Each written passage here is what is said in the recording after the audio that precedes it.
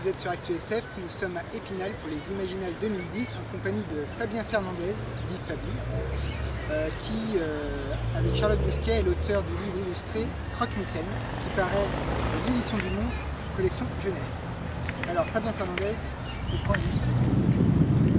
Eh bien, je pense qu'il faut éduquer les enfants sur les petits monstres parce qu'il y en a partout, sous le lit, dans le placard, tout ça.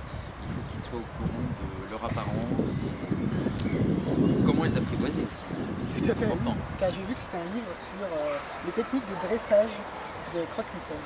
Oui, entre autres, on ne peut pas vraiment dire dressage parce que ça reste des monstres, c'est un petit peu comme des bêtes sauvages, quoi, mais on peut cohabiter.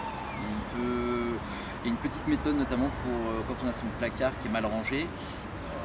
Si on s'entend bien avec le croque-mitaine, il peut faire en sorte que ce soit caché à la vue des parents, donc ça peut être pratique, par exemple. Le croque-mitaine aime-t-il les sous-vêtements sales?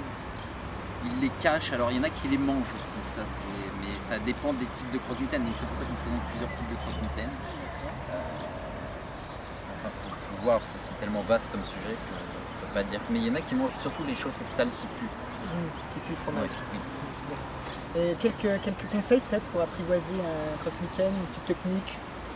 Alors la technique la plus sûre, c'est d'avoir un chat à la maison parce que déjà ça permet de garder les distances avec le croque-mitaine. Ils ne s'aiment pas, hein, les deux ne s'aiment pas. Mais si on arrive à les faire manger les deux dans la petite barquette de croquettes, là on peut gérer, pas un croque-mitaine, mais l'avoir à la maison et de...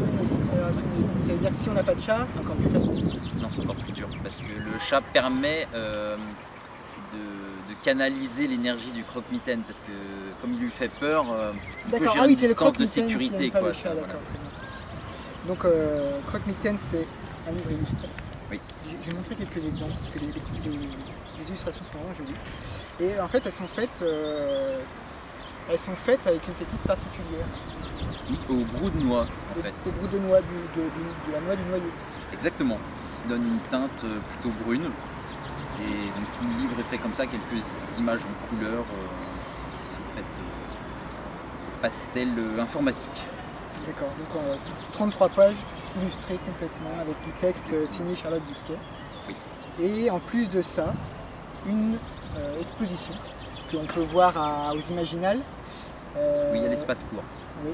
Donc c'est une exposition des illustrations qui sont aussi présentes dans voilà, dans les livre. Planches originales et puis des mises en volume de certaines bébêtes, parce qu'il faut les voir aussi en grand pour se rendre compte. C'est un taille réelle? Certaines. Et cette exposition, on pourra la voir ailleurs en France? Normalement, elle fait un saut à Lille, la librairie Les 4 Chemins au mois de juin. Et puis en septembre-octobre au Festival de Liévin, pour l'instant c'est ce qui est prévu. D'accord, très bien. Et sinon, est-ce que vous avez d'autres projets en rapport avec les monstres, d'autres monstres ou complètement autre chose?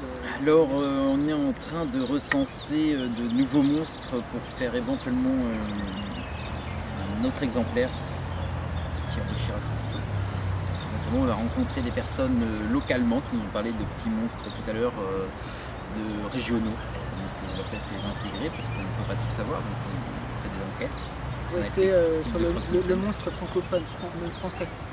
Pas forcément, on s'ouvre à différents horizons. On a pu cataloguer quelques petits monstres du cartable aussi, donc ce sera peut-être aussi des monstres en rapport avec le quotidien. Toujours à la destination de l'enfant qui doit apprendre à apprivoiser ses peurs. Oui, et puis les problèmes du quotidien, parce qu'un croque-mitaine qui sort du cartable et qui mange les devoirs, on a du mal à ne pas croire quand l'enfant dit ça au maître d'école. Moi c'était ça, je faisais jamais mes devoirs, tout le monde disait ce que les gens pensaient, mais en fait c'était le croque-mitaine. Et c'est pareil par exemple pour les petites cuillères dans les cuisines. Il faut savoir qu'il y a plein de croque-mitaines, on croit que c'est des lutins, c'est des croque-mitaines qui mangent les petites cuillères.